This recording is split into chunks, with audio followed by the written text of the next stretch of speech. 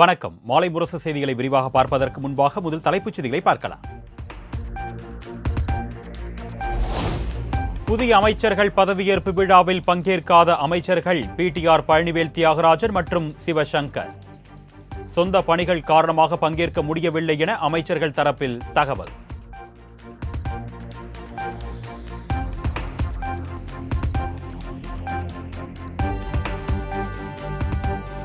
துணை முதலமைச்சருக்கும் புதிய அமைச்சர்களுக்கும் முதலமைச்சர் மு.க. ஸ்டாலின் வாழ்த்து. மக்களின் நம்பிக்கையை காக்கும் வகையில் செயல்பட வேண்டும் என்றும் அறிவுறுத்தல்.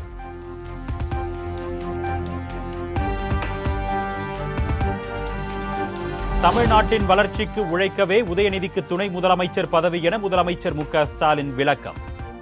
தமிழ்நாடு அரசின் சிறப்பு திட்டங்களை உதயநிதி மிக உன்னிப்பாக ஆய்வு செய்வதாகவும் கருத்து.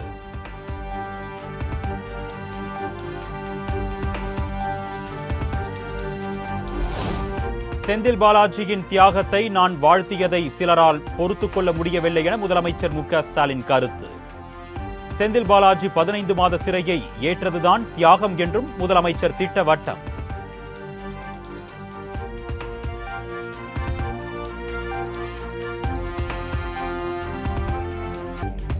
திமுகவிற்கு எதிராக ஒரு கூட்டம் சதி செய்ததன் விளைவாக செந்தில் பாலாஜி சிறை சென்றார். செந்தில் பாலாஜி சிறை சென்றது குறித்து முதலமைச்சர் மு.க. ஸ்டாலின் கருத்து.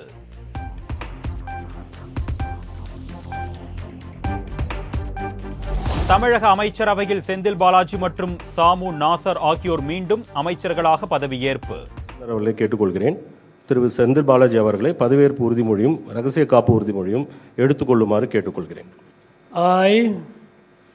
வி. செந்தில் பாலாஜி என்னும் நான் சட்டப்படி அமைக்கப்பெற்ற இந்திய அரசியலமைப்பின்பால் உண்மையான நம்பிக்கையும் மாறாப்பற்றும் கொண்டிருப்பேன் என்றும் இந்திய நாட்டின் ஒப்பில்லாத முழு முதல் ஆட்சியையும் ஒருமையும் நிலைநிறுத்துவேன் என்றும் தமிழ்நாட்டு அரசின் அமைச்சராக உண்மையாகவும் உளச்சான்றின்படியும் என் கடமைகளை நிறைவேற்றுவேன் என்றும் அரசியலமைப்பிற்கும் சட்டத்திற்கும் இணங்க அச்சமும் ஒருதலை சார்புமின்றி விருப்பு வெறுப்பை விலக்கி பலதரப்பட்ட மக்கள் அனைவருக்கும் நேர்மையானதை செய்வேன் என்றும் உளமாற உறுதிமொழிகிறேன். ஆளுநர் மாளிகையில் நடைபெற்ற விழாவில் பதவி பிரமாணமும் ரகசிய காப்பு பிரமாணமும் செய்து வைத்தார் ஆளுநர் ஆர்.என். ரவி. என்றும் இந்திய நாட்டின் ஒப்பில்லா முழு முதல் ஆட்சியையும் ஒருமையையும் நிலைநிறுத்துவேன் என்றும் தமிழ்நாட்டு அரசின் அமைச்சராக உண்மையாகவும் உளச்சான்றின்படியும் என் கடமைகளை நிறைவேற்றேன் என்றும் அரசியலமைப்பிற்கும் சட்டத்திற்கும் இணங்க அச்சமும் ஒருதலை சார்புமின்றி விருப்பு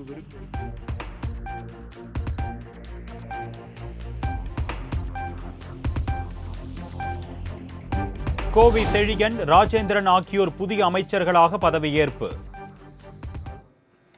சட்டப்படி அமைக்கப்பெற்ற இந்திய அரசியலமைப்பின்பால் உண்மையான நம்பிக்கையும் மாறாப்பற்றும் கொண்டிருப்பேன் என்றும் இந்திய நாட்டின் ஒப்பில்லாத முழுமுதல் ஆட்சியை ஒருமையையும் நிலைநிறுத்துவேன் என்றும் பதவி பிரமாணமும் ரகசிய காப்பு பிரமாணமும் செய்து வைத்தார் ஆளுநர் ஆர்.என். ரவி. சட்டப்படி அமைக்கப்பெற்ற இந்திய அரசியலமைப்பின்பால் உண்மையான நம்பிக்கையும் மாறாப்பற்றும் கொண்டிருப்பேன் என்றும் இந்திய நாட்டின் ஒப்பில்லாத முழுமுதல் ஆட்சியையும் ஒருமையையும் நிலைநிறுத்துவேன் என்றும் தமிழ்நாட்டு அரசின் அமைச்சராக உண்மையாகவும் உளச்சான்றின்படியும் என் கடமைகளை நிறைவேற்றுவேன் என்றும்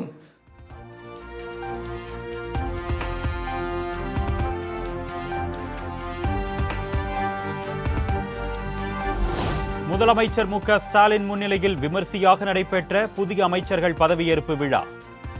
அமைச்சர்கள், அரசு அதிகாரிகள், சிறப்பு விருந்தினர்கள் உள்ளிட்டோர் விழாவில் பங்கேற்பு.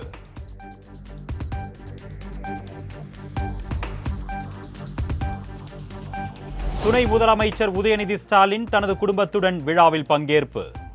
பூங்கொத்து கொடுத்து வரவேற்றார் தமிழக தலைமை செயலாளர் முருகானந்தம்.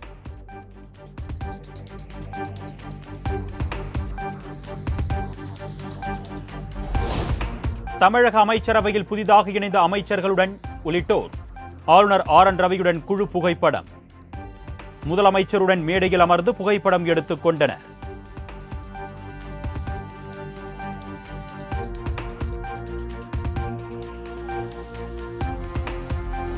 பதவியேற்பு விழாவில் வைகோ, செல்வ பெருந்தகை, திருமாவளவன், முத்தரசன், ஜவாஹிருல்லா உள்ளிட்ட கூட்டணி கட்சி தலைவர்கள் பங்கேற்பு.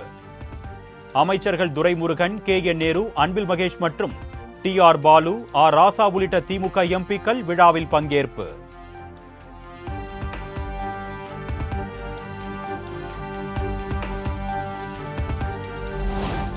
அமைச்சர் செந்தில் பாலாஜிக்கு மீண்டும் மின்சார மற்றும் மதுவிலக்கு ஆயத்தீர்வைத்துறை ஒதுக்கீடு. ஆவடி நாசருக்கு சிறுபான்மையினர் நலன் மற்றும் வெளிநாடு வாழ் தமிழர் நலன்துறை ஒதுக்கீடு.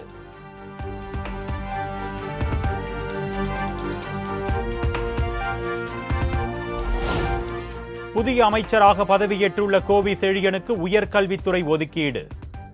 சேலம் ராஜேந்திரனுக்கு சுற்றுலாத்துறை ஒதுக்கீடு செய்யப்பட்டுள்ளது.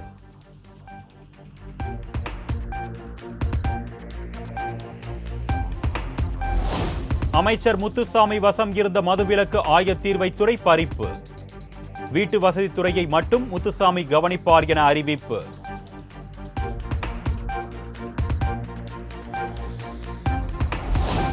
புதிய அமைச்சர்களாக பதவியேற்றுக் கொண்ட 4 பேரும் முன்னாள் முதலமைச்சர் கருணாநிதி நினைவிடத்தில் மரியாதை. செந்தில் பாலாஜி, கோவி செழியன், ஆவடி நாசர், சேலம் ராஜேந்திரன் ஆகியோர் மலர் தூவி மரியாதை.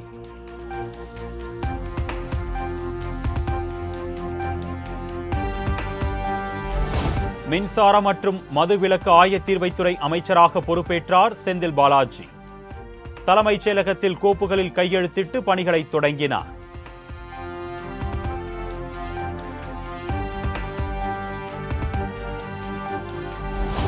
புதிய அமைச்சர்கள் பதவியேற்பு விழாவை புறக்கணித்த EPS, OPS. அரசு சார்பில் அழைப்பு விடுக்கப்பட்ட நிலையில் இருவரும் பங்கேற்கவில்லை.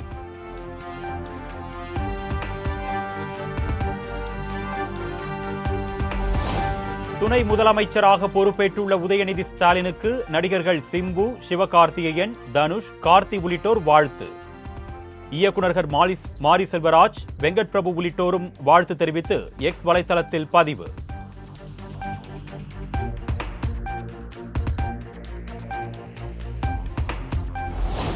ஜெயலலிதாவின் வளர்ப்பு மகனின் திருமணத்தை எதிர்த்து லயோலா கல்லூரியில் படிக்கும் போதே வீதியில் இறங்கி போராடியவர் துணை முதலமைச்சர் உதயநிதி ஸ்டாலின்.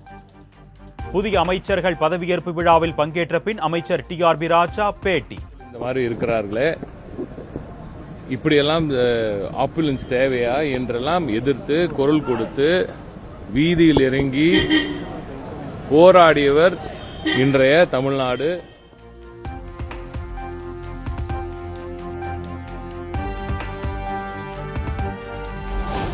தமிழ்நாடு அரசின் தலைமை கொறடாவாக முன்னாள் அமைச்சர் K. ராமச்சந்திரன் நியமனம்.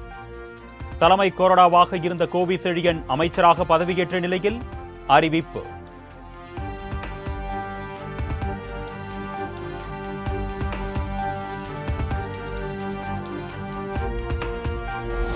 தமிழ்நாடு அமைச்சரவையில் மாற்றம் செய்யப்பட்டிருப்பது சிலருக்கு ஏற்றம், பலருக்கு ஏமாற்றம். அதிமுக முன்னாள் அமைச்சர் ஜெயக்குமார் விமர்சனம். மாற்றம் என்பது சிலருக்கு ஏற்றம், பலருக்கு ஏமாற்றம். ஏற்றம் சொன்னா இப்ப புதுசா MLA இருக்கவங்க, மந்திரியா இருக்கவங்க, அவங்களுக்கு ஏற்றம். ஏமாற்றம் பார்த்தா பொன்முடிக்கும் உண்டு, அந்த நீக்கப்பட்ட 3 அமைச்சர்களுக்கும் உண்டு. பொதுவாக பார்த்தீங்கன்னா ஒரு விஷயம் நீங்க தெரிஞ்சுக்கணும். பொன்முடி பொறுத்தவரையில, அதாவது அமைச்சராக இருக்கிற பொன்முடி உயர்கல்வித்துறை ஒரு சீனியர் மோஸ்ட்.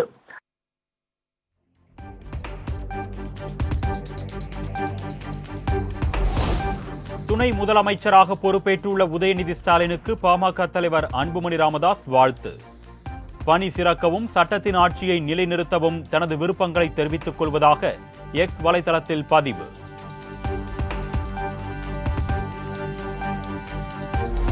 சென்னை மெரினாவில் உள்ள பேரறிஞர் அண்ணா, கலைஞர் நினைவிடங்களில் உதயநிதி ஸ்டாலின் மரியாதை. துணை முதலமைச்சராக அறிவிக்கப்பட்டுள்ள நிலையில் பெரியார் நினைவிடத்திலும் மரியாதை செலுத்தினார்.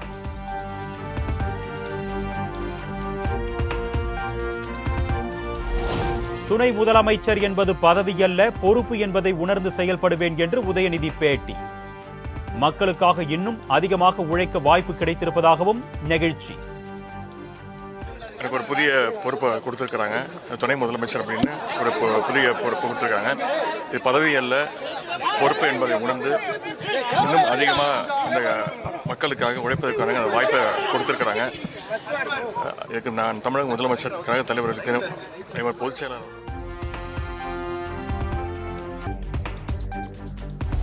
தன் மீதான விமர்சனங்களுக்கு செயல்பாடுகள் மூலம் பதிலளிப்பேன் என உதயநிதி பேட்டி. வாழ்த்துக்குரியவர்களுக்கும் விமர்சிப்பவர்களுக்கும் நன்றி என பதில். முடியும். அது மாதிரி அமைச்சர் பொறுப்பு கொடுக்கும்போதும் சரி, சட்டமன்ற உறுப்பினரும் சரி, விமர்சனங்கள் வரதான் செய்யும். கண்டிப்பாக எல்லா விமர்சனங்களையும் நான் வரவேற்கிறேன், உள்வாங்கிக் கொள்கிறேன். அந்த விமர்சனங்களுக்கு ஒரு பதிலாக என்னுடைய பணிகளில் நான் சிறப்பாக அமைச்சேன்.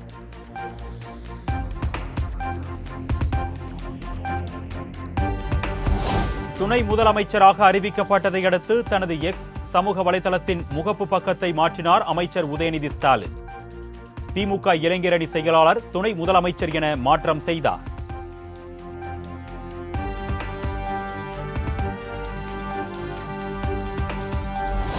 உதயநிதி ஸ்டாலின் அரசியலுக்கு வந்த பிறகு திமுகவுக்கு தொடர்ந்து வெற்றி கிடைத்து வருகிறது, இனியும் அது தொடரும். சென்னையில் திமுக அமைப்பு செயலாளர் RS பாரதி பேட்டி. அனைத்து தொண்டர்களுக்கும் மனநிறைவு அளிக்கிறது. தொடர்ந்து திமுகவுக்கு வெற்றி மேல் வெற்றி தான் காரணம். உதயநிதி அரசியலே காலடி வைத்த நாள் முதல் அவர் கலந்து கொண்ட அத்தனை தேர்தலும் திமுகவுக்கு வெற்றி கிடைக்கும்.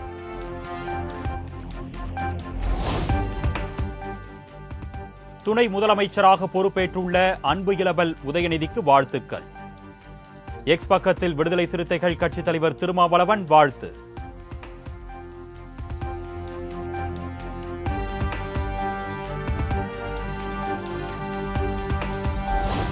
தமிழக அமைச்சரவையில் வன்னியர் பட்டியலினத்தவர்களுக்கான பிரதிநிதித்துவம் போதுமானதல்ல என்று ராமதாஸ் கருத்து.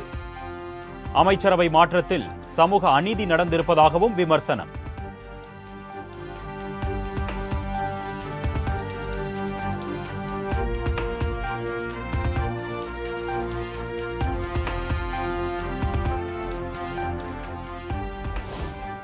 திராவிட மாடல் என்றால் வாரிசு அரசியல், குடும்ப அரசியல், ஊழல் அரசியல். கோவையில் பாஜக எம்எல்ஏ வானதி சீனிவாசன் கடும் விமர்சனம். அரசியல், குடும்ப அரசியல், ஊழல் அரசியல், ஊழலுக்கு துணை போகின்ற அரசியல். தன்னுடைய மந்திரி சபையிலே 1/3 அமைச்சர்கள் ஊழல் குற்றச்சாட்டிற்கு ஆளானவர்கள். வாரிசு அரசியலில் இல்லாதவர்கள் உதயநிதி நியமனம் குறித்து கேள்வி கேட்கலாம் என அமைச்சர் மா சுப்பிரமணியன் பேட்டி. விமர்சிப்பவர்கள் வாரிசு அரசியலில் இருக்கிறார்களா என பார்க்க வேண்டும் என்றும் கருத்து. வாரிசு இல்லையோ அவங்கெல்லாம் அதை பேசலாம். வாரிசு இல்லாதவர்கள், தங்களுக்கான வாரிசுகள் யாருக்கு இல்லையோ அவர்கள் எல்லாம் என்று வந்ததோ அதே போல்.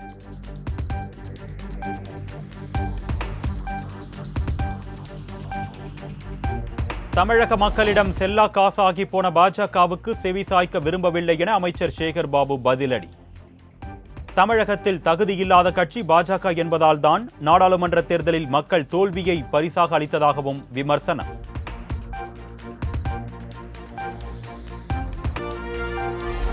அக்டோபர் 2ஆம் தேதி காந்தி ஜெயந்தி அன்று கிராம சபை கூட்டம் நடத்த ஊரக வளர்ச்சித்துறை உத்தரவு. கிராம சபை கூட்டத்தை சுழற்சி முறையை பின்பற்றி நடத்தவும் அறிவுறுத்தல்.